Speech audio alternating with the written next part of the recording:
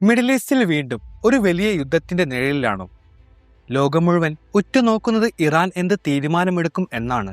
തുർക്കിയുടെ മധ്യസ്ഥതയിൽ ചർച്ചകൾ നടക്കുന്നു എന്ന വാർത്തകൾക്കിടയിൽ ഇപ്പോൾ ഇറാൻ ആ വാർത്തകളോട് പ്രതികരിച്ചിരിക്കുകയാണ്. ഈ വിഷയത്തിലെ ഏറ്റവും പുതിയ ഗൗരവമായ മാറ്റങ്ങളെക്കുറിച്ചാണ് നമ്മൾ ഇന്ന് സംസാരിക്കുന്നത്.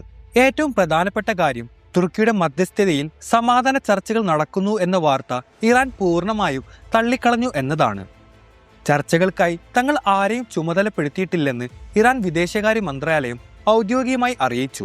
അമേരിക്കയുമായോ മറ്റു രാജ്യങ്ങളുമായോ ഇപ്പോൾ യാതൊരു വിട്ടുവീഴ്ചയ്ക്കും തയ്യാറല്ലെന്ന കൃത്യമായ സൂചനയാണ് ഇറാൻ ഇതിലൂടെ നൽകുന്നത്. അന്താരാഷ്ട്ര മാധ്യമങ്ങളിൽ വരുന്ന റിപ്പോർട്ടുകൾ വെറും അഭ്യൂഹങ്ങൾ മാത്രമാണെന്നും അവർ ഉറപ്പിച്ചു പറയുന്നു.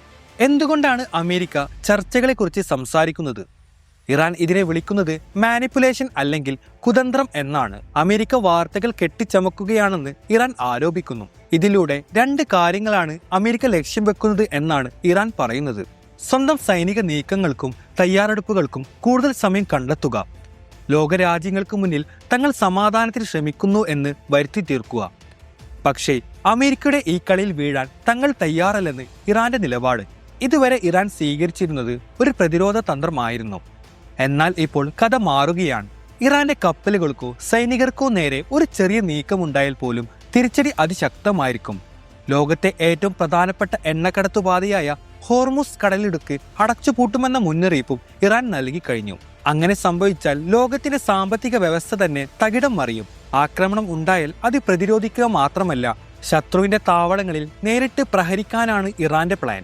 ഇറാന്റെ മുൻനിര നേതാക്കളെ ലക്ഷ്യം വെച്ച് ആക്രമണം നടന്നാൽ രാജ്യം തളരുമെന്ന് ആരെങ്കിലും കരുതുന്നുണ്ടെങ്കിൽ അവർക്ക് തെറ്റി. ഇറാൻ പ്രസിഡന്റിന്റെ നേതൃത്വത്തിൽ ഇറാൻ വളരെ കൃത്യമായൊരു പ്ലാൻ ബി തയ്യാറാക്കിയിട്ടുണ്ട്. ഓരോ പ്രധാന സ്ഥാനത്തേക്കും പകരക്കാരെ നേരത്തെ തന്നെ നിശ്ചയിച്ചിട്ടുണ്ട്. ഏതെങ്കിലും നേതാവ് കൊല്ലപ്പെട്ടാൽ നിമിഷങ്ങൾക്കുള്ളിൽ മറ്റൊരാൾ ആ സ്ഥാനം ഏറ്റെടുക്കും. അതായത് നേതൃത്വത്തെ ഇല്ലാതാക്കി യുദ്ധം ജയിക്കാമെന്ന കണക്കൂട്ടൽ ഇവിടെ നടക്കില്ല. 2025 സാഹചര്യങ്ങളിൽ നിന്ന് ഇറാൻ ഇന്ന് ഒരുപാട് മുന്നിലാണ്. കൂടുതൽ അത്യാധുനിക ഡ്രോണുകളും മിസൈലുകളും അവർ സജ്ജമാക്കി കഴിഞ്ഞു. തൽക്കാലം ഒരു സീസ് ഫയർ അല്ലെങ്കിൽ വെടിനിർത്തൽ എന്ന ചിന്ത ഇറാന്റെ അജണ്ടയിലില്ല. ഒരു യുദ്ധമുണ്ടായാൽ അതിനെ നേരിടാൻ എല്ലാ സജ്ജീകരണങ്ങളും പൂർത്തിയാക്കി ഇറാൻ കാത്തിരിക്കുകയാണ്.